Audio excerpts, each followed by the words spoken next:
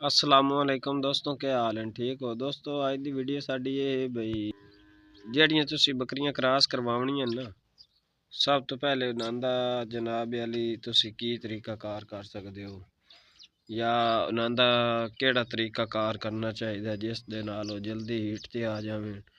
ਉਹਨਾਂ ਦਾ ਪ੍ਰੋਟੋਕੋਲ ਕੀ ਹੈ, ਉਹਨਾਂ ਦੀ ਤਿਆਰੀ ਕੀ ਹੈ।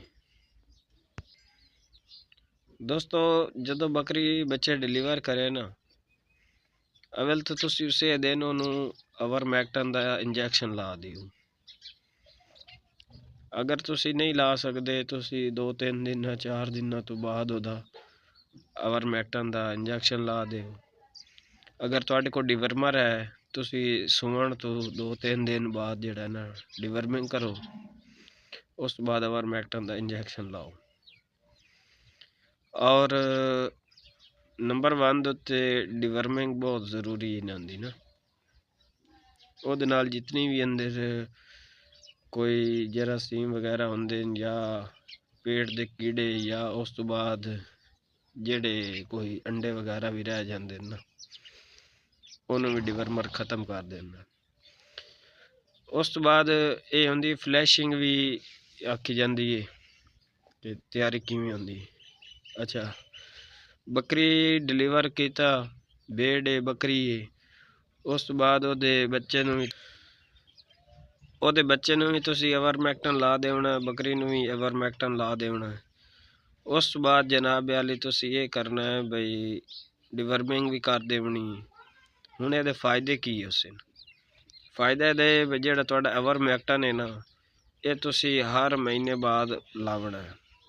ਕ੍ਰਾਸਿੰਗ ਤੋਂ 2 ਮਹੀਨੇ ਪਹਿਲੇ ਨਹੀਂ ਲਾਵਣਾ। ਮਿਸਾਲ ਤੁਸੀਂ ਤੁਹਾਡੀ ਬੱਕਰੀ दिसंबर ਦੇ ਵਿੱਚ ਬੱਚੇ ਡਿਲੀਵਰ ਕਰ ਰਹੀ ਹੈ ਨਾ, ਤੁਸੀਂ ਦਸੰਬਰ ਦੇ ਸ਼ੁਰੂ ਵਿੱਚ ਲਾ ਦਿਓ, ਜਨਵਰੀ ਦੇ ਸ਼ੁਰੂ ਵਿੱਚ ਲਾ ਦਿਓ। ਫਰਵਰੀ ਵਿੱਚ ਇੰਜੈਕਸ਼ਨ ਨਹੀਂ ਲਾਉਣਾ, ਮਾਰਚ ਵਿੱਚ ਵੀ ਨਹੀਂ ਲਾਉਣਾ। ਉਹ ਹੈ ਕ੍ਰਾਸਿੰਗ ਦਾ ਸੀਜ਼ਨ।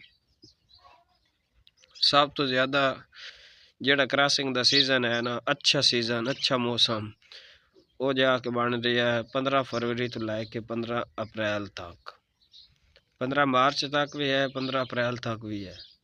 ਤੁਸੀਂ ਇਹਨਾਂ 2 ਮਹੀਨਿਆਂ ਦੇ ਵਿੱਚ ਨਾ ਬੱਕਰੀਆਂ ਕ੍ਰਾਸ ਕਰਵਾਓ।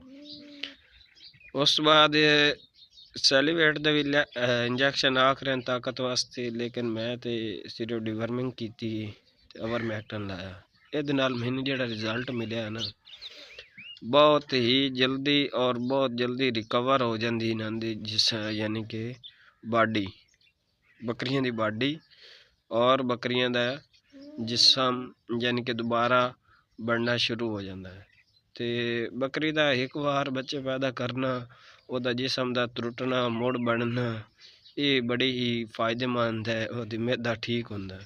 अगर जी बकरी अपना जिसम नहीं तरोड़ रही, नहीं वो कमज़ोर हो रही, नहीं बना रही, तो वो मैदे दे विच मसला है। क्रासिंग तो 2 महीने पहले तुसी अवरमैक्टन नहीं ला सकते। ਉਹਦੇ ਨਾਲ ਤੁਹਾਡੇ ਬੱਚਿਆਂ ਦੀ ਤਾਦਾਦ ਬਹੁਤ ਕਮ ਪੈਦਾ ਹੋ ਸੀ। ਨਾ ਤੁਸੀਂ ਬਰੀਡਰ ਨੂੰ ਲਾ ਸਕਦੇ ਹੋ, ਨਾ ਹੀ ਤੁਸੀਂ ਬੱਕਰੀ ਲਾ ਸਕਦੇ ਹੋ।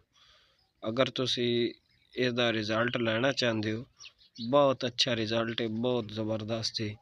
ਮੈਂ ਬੱਕਰੀਆਂ ਨੂੰ ਲਾਇਆ, ਬੱਕਰੀਆਂ ਦੀ ਇੱਕ ਤਾਂ ਸ਼ਾਨਦਾਰ ਚਮਕ ਸ਼ਾਈਨਿੰਗ, ਦੂਸਰਾ ਬੱਕਰੀਆਂ ਦੇ ਖਾਣ ਪੀਣ ਦਾ ਨਿਜ਼ਾਮ ਅੱਛਾ, ਤੀਸਰਾ ਬੱਕਰੀਆਂ ਆਪਣੀ ਬਾਡੀ ਸਕੋਰ ਜਿਹੜਾ ਹੈ ਉਹ ਬਹੁਤ ਅੱਛਾ ਬਣਾ ਜਾਂਦੀਆਂ। और ਉਹਦੇ ਨਾਲ ਇਹ ਵੀ ਇਹਨਾਂ ਦੇ ਸਾਰੇ ਜਰਾਸੀਮ ਕਰੋਮੋ ख़त्म हो ਜਾਂਦੇ ਨੇ। और ਉਹਦੇ ਨਾਲ ਇਹ ਵੀ ਜਲਦੀ ਇੱਕ ਤਾਂ ਹੀਟ ਤੇ ਵੀ ਆ ਜਾਂਦੀਆਂ, ਦੂਸਰਾ ਬਾਡੀ ਸਕੋਰ ਵੀ ਅੱਛਾ ਬਣਾ ਜਾਂਦੀਆਂ। ਜਿਹੜੇ ਜਾਨਵਰ ਦਾ ਬਾਡੀ ਸਕੋਰ ਅੱਛਾ ਹੋਸੀ, ਸਿਹਤਮੰਦ ਹੋਸੀ, ਮੋਟਾ ਹੋਸੀ, ਉਹ ਬੱਚੇ ਵੀ ਮੋਟੇ ਪੈਦਾ ਕਰਸੀ, ਬੱਚੇ ਵੀ ਸਿਹਤਮੰਦ ਪੈਦਾ ਕਰਸੀ, ਬੱਚੇ ਵੀ ਜ਼ਿਆਦਾ ਪੈਦਾ ਕਰਸੀ।